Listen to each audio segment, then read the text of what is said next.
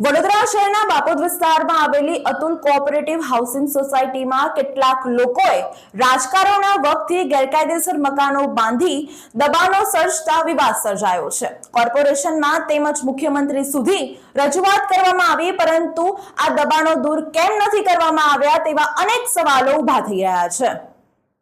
બાપોદના survey number Atul cooperative society 903-906 માં આવેલી છે, જેની ટીપી 3 પડેલી છે, પરંતુ જે તે સમયે 1964 માં સોસાયટીમાં 5 રસ્તાઓ હતા, તેમાંથી અત્યારે માત્ર એક જ રસ્તો ખુલ્લો છે।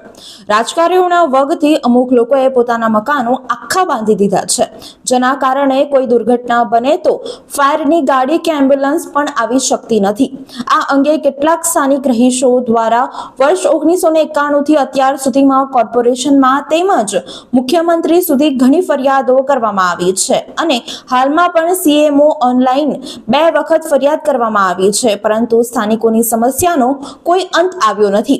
પાલિકા તંત્ર દ્વારા પણ રહીશોને જણાવવામાં આવે છે કે તેઓ રાજકોટ ટીઆરપી અગ્નિકાંડ મામલે કામગીરીમાં વ્યસ્ત છે। જો તંત્ર દ્વારા પણ આગામી દિવસોમાં કોઈ કાર્યવાહી કરવામાં નહીં આવે તો સ્થાનિક રહીશોએ આંદોલનની પણ ચીમકી ઉચ્ચારી છે।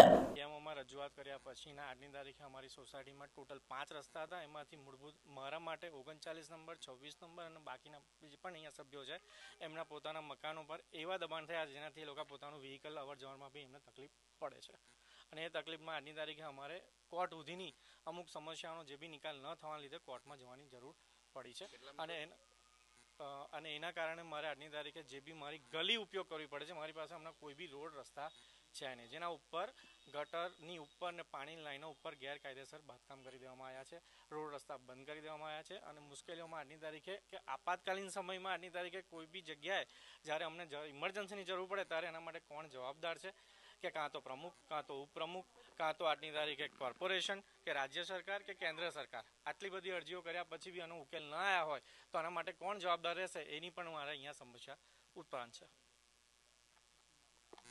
કેટલા વર્ષથી અહીંયા રહો છો? આ કઈ સોસાયટી છે, કયો વિસ્તાર છે અને શું સમસ્યા છે? હું 15/4/70 થી રહું છું અહીંયા આ સોસાયટીમાં અને કોર્પોરેશન અમે રસ્તા બનાવ્યા છે અને કોર્પોરેશનમાં એ રસ્તાનો એસ્ટિમેટ પણ આપેલો છે, ખર્ચો પણ આપેલો છે અને એનું શું પણ તે છતાં એ કેટલા રસ્તા ઉપર લોકોએ છે ને આખી આડી ભીત કરી નાખી છે।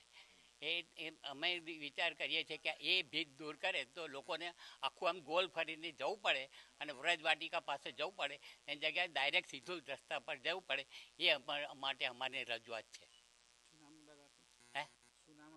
મારું નામ ગિરીશભાઈ જી શાહ।